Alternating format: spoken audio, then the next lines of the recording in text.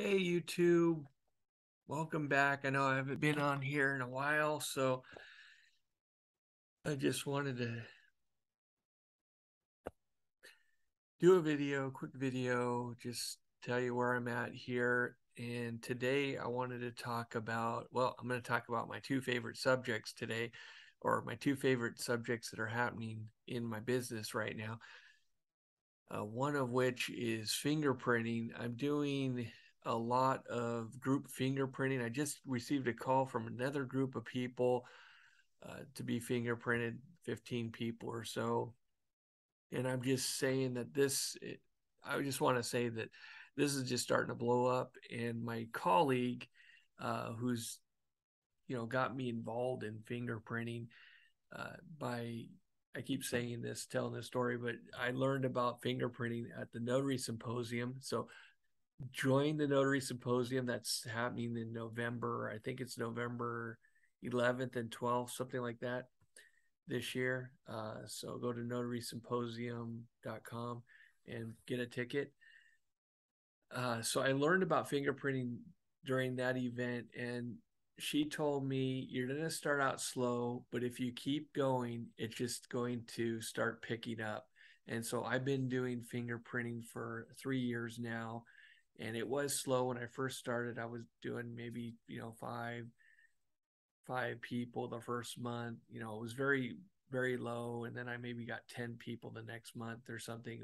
You know, I think last year sometime I was starting to get 25 people, and I was trying to hit the 25 mark because that's when you are essentially paying $1 a person per transaction is once you hit that mark.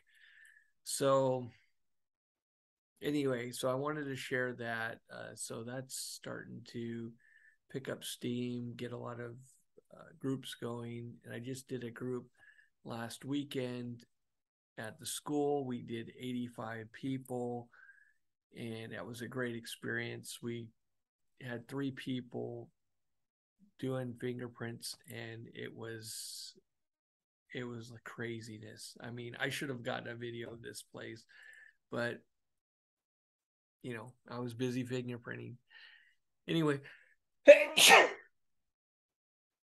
so so here's the other thing that's happening is I'm doing a lot of aposty work, and what is happening there is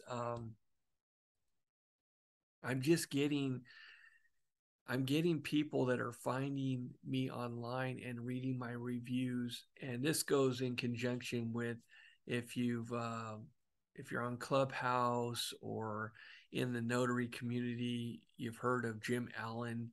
He's up in Idaho, and he teaches notaries how to get their Google profile optimized and get going.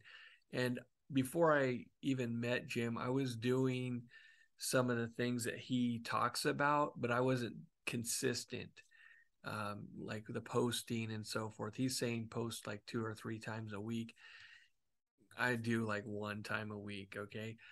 I don't, but before I would do like once a month or something. It was very low. I didn't do a lot. So now I'm, picking up a little bit more, but 3 times is a bit too much for me. I've done a couple times during the week, and I just haven't seen any benefit by posting more times than what I'm doing. But not saying that that won't work for you. Please listen to his advice. I'm not. I'm just going off of what my experience is, and I'm not saying it's right either. So I'm already number one at the on the 3 pack of the Google. So it's a little different when you're already there to post more. If they knock me down to 2 or 3, then I'll be like, okay, I need to step it up or something. But right now I'm at the top, so it doesn't really benefit me. But anyway, so I'm doing this posting, and I'm starting to get, and people are reviewing me. So what's interesting is people are saying, I'm asking, hey, how are you finding me? Okay, Google, and then why did you pick me? And I had this one guy the other day, and I mentioned this on Clubhouse. is he said, yeah, I picked you because of your reviews. Everybody said good things about you, so that's why I picked you. I'm like, okay. And please be advised that this guy he's about 45-minute drive from my house. So it's not somebody in my city. They're way out of my area. I normally don't go out of my area. I try and stay within my city limits. And what I mean by city limits, I'm on the border of my city, so I can jump to two other cities around me within a 10-minute drive, or city towns, whatever. They're about 100,000 each, 100,000 people each. And I know that's a lot of people for, if you're looking at this and you're like in the middle of America and you're like, oh, I have 1,000 people in my town. Okay, well, yes, obviously you're gonna have different results, but what I'm trying to tell you is that this is a distance. I don't normally go there, and these people are hiring me, because normally what people do is they'll say, I'm in this town, even though I'm willing to drive to do something for 30 minutes. They're like, oh, no, no, no, we'll find somebody closer. Oh, okay, sure. And now what I've been doing is I've been offering, if they want somebody closer, I am referring other notaries to them, provided I have a notary in that city. I mean, I need to keep a better database. I know there's some people that keep a spreadsheet of all the notaries that they meet, and they can refer that. And I need to be better at that, which I'm starting to do now. But just having that list to be able to refer people, because they can, if they're a good notary, they can get the business instead of them going to the UPS store or somebody that might not do the job well. There's a lot of notaries out there. I'm not saying that just because I know a notary, they're better than another notary. I'm not saying that at all. But what I'm saying is, if you know a notary in an area and you have some relationship with that notary, you're going to, and you know what kind of work they do, then you're going to be like, yeah, I'm happy to refer this notary to you, give them a call. Maybe they're available, maybe they'll do it. Maybe they won't, that's not you don't have to worry about that. But anyway, so that's the story. So try and do that, refer notaries, anyway. I'm just getting lost in my thoughts because what's happening here. So anyway, so this guy, he hired me. I went out there, did his document. It was an apostille. So I went up to Sacramento from his location, dropped off the documents, and picked up some more documents that I had to pick up. And I'm actually going up there again today, which is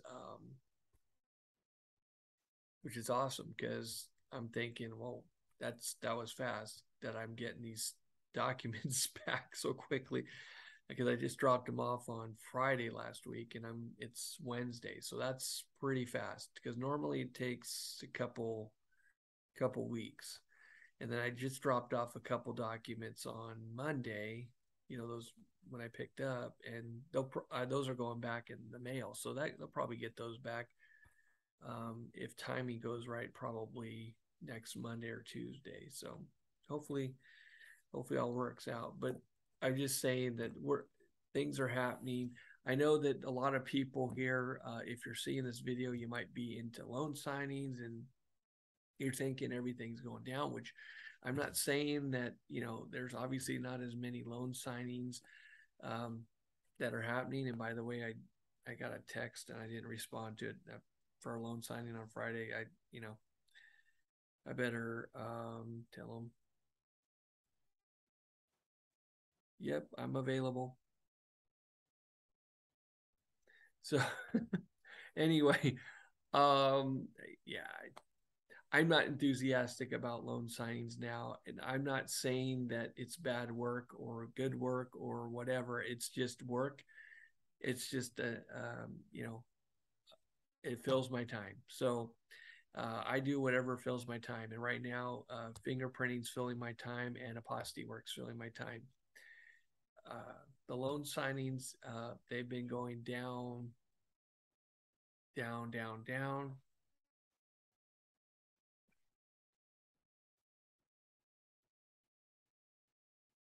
So anyway, I guess I'm gonna get that. I did. I waited. I waited 45 minutes to respond back, and I'm getting it. So, usually it's like this, right? If I didn't say yes, I say, yeah, I could do it. And then, oh, yeah, it's been filled, but now I think what's happening, and what's happening is what my impression is there's a lot of notaries that were making a lot of money during the refinance boom.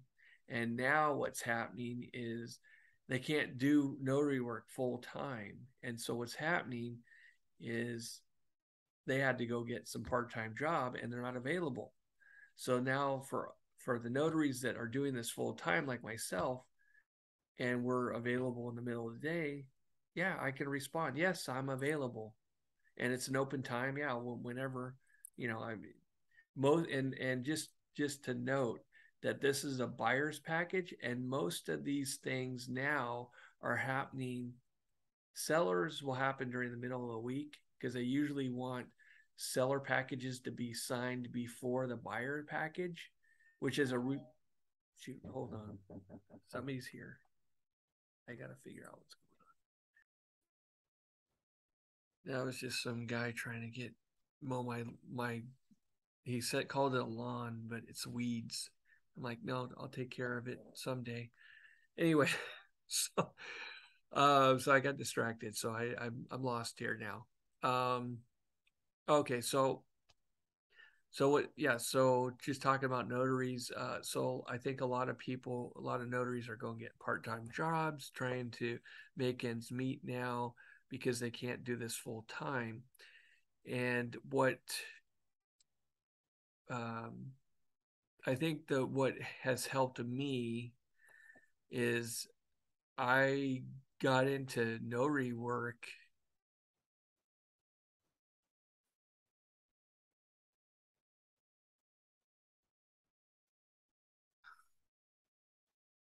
Okay, I got into notary work just to be a notary to make at the time $10 a signature. And then when I was in the class, the lady said, "Hey, you should be a loan signing agent." Oh, okay, fine. What's that? And then I took the class and then started doing loan signings, but it wasn't my focus. So anyway, yeah, I remember I was talking uh, about these buyers packages, sellers package. Okay, so the seller, they want the seller to sign first, the buyer they want to sign second, and the reason why is because they want to make sure the seller is signed away his rights essentially to the property, and then they're just waiting on the buyer. And the only way it's going to fall through is if the buyer doesn't get the loan. Okay, when it should be reversed, it should be the buyer signing first and then the seller goes, hey, okay, the buyer signed, good, he's good to go, I'm going to sign my rights away to the property.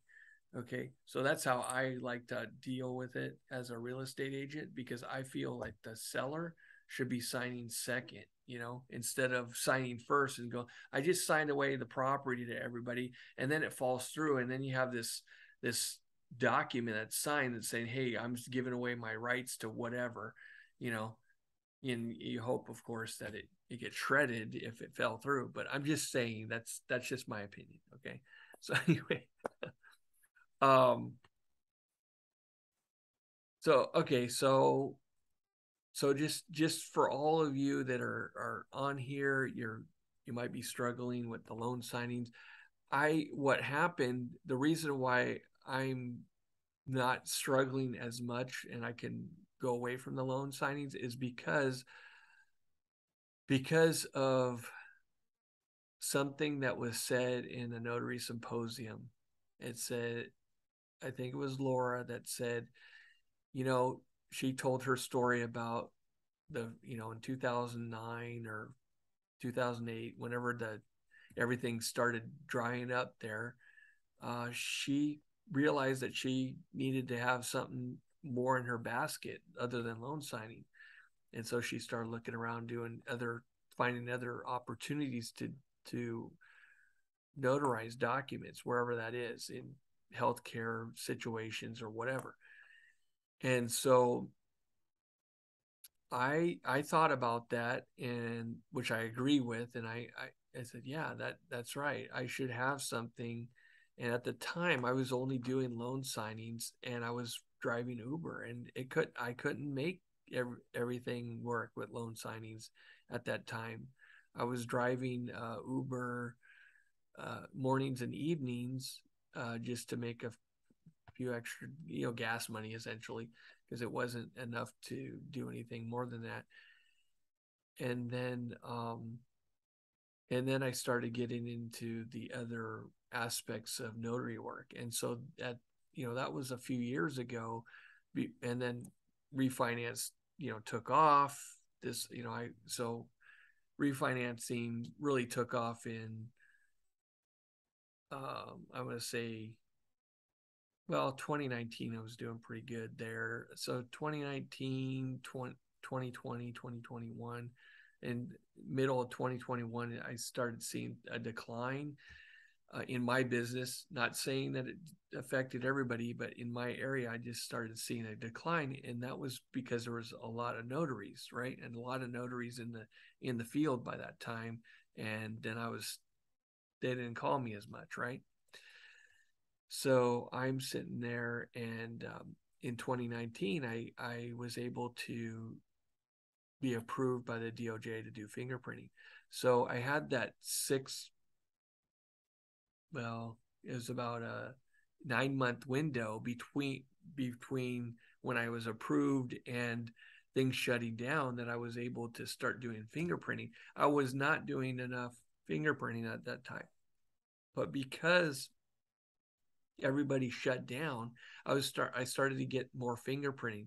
People liked it. I had people driving an hour to get to me to be fingerprinted. Why? Because I have a table on my porch, and they wanted to be outside because of the craziness that's happening around us. I'm like, okay, great. So come to me. You want to come, then come to my porch.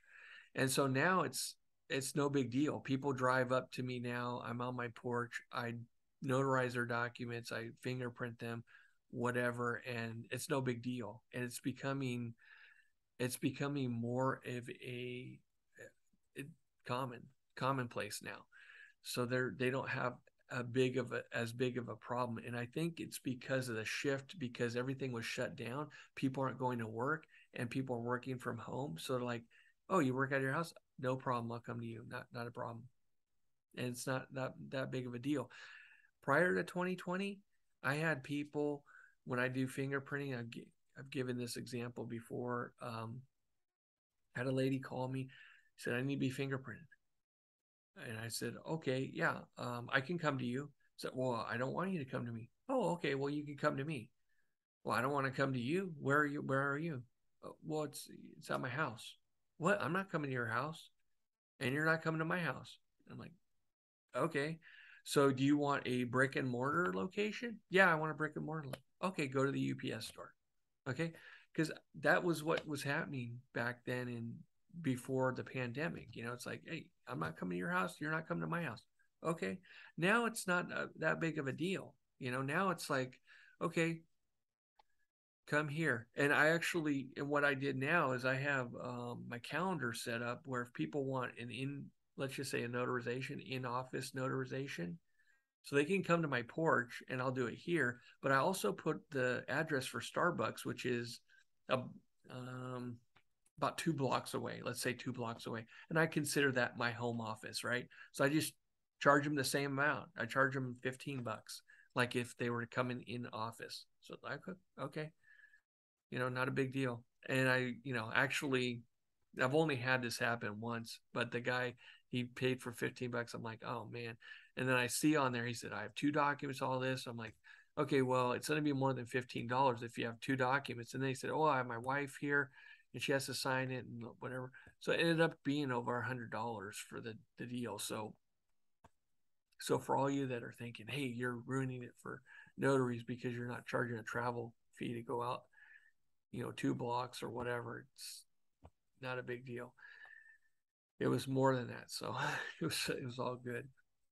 But just think about those things. So if you are a notary that doesn't want anybody coming to your location per se, your house, you could say, hey, my location, my in-office location is wherever you want to be. If that's, if you want to be in front of Walmart doing a notarization with a table, then you can say that, you can say, yeah, that's my in-office location or whatever. Or you can get one of those rent-a-spaces or something if you want.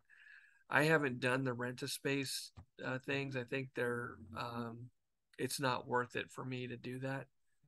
I've thought about it. I've thought about not that, but I've thought about having a space and sharing it with other notaries. Um, I think I've shared this on another video too, is to have a space, an office space where I can have 6 or 7 notaries, one for each day of the week, and you pick the day that works for you and you would man the office that day. And then you can be certified as a fingerprint roller and roll fingerprints with my equipment, and you collect the money, and then you can also do notary work and collect the money there. And then we only have to share the office space wherever the cost is. You divide it by 7, it won't be a lot of money. So anyway, that was my thought. But of course, if you think about it, it it might not work out, because if, let's just say your office space is $1,000, right? That's probably pretty low, but I'm gonna just say $1,000 just to say it, okay? So $1,000 divided by 7 people is $142.85 a person. That's per month, right?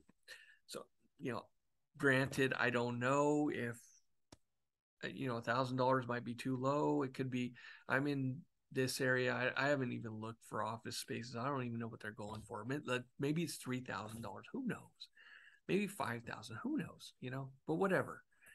So let's just go on $1,000, $142 in 4 days out of the month, because we're talking, you pick a day in 4 weeks during the month. Let's just say 4 weeks. Are you going to be able to make $142? Yes or no? I can't say that, I can't say that. I'm consistent enough now that I could probably say that yes, if I had an office, you would actually probably make half of that money in one of the days that you worked. And then you're working 4, you'd probably easily make that. Because I'm making, 3 times that every day. So, they're going to come to you. And then you have those other things going on where you have loan signings and those kind of things. If you had, I'm getting loan modifications. I had a lady come to me, get a loan modification done yesterday. All these things play into what's happening. So if you have an office space, you can make money. Now since things are slow, you might not want to look at an office space right now because you're like thinking, man, I'm not making enough money to even warrant an office space, even if I want to pay for it, share it, or you wouldn't want to do it. That's okay. It's okay. The time will come. If that's in your plan and you want to do that, you can make it happen. For those that want to do fingerprinting, I would recommend that you look into getting an office space. I haven't gotten an office space, but I get more live scan at my house than I do mobile.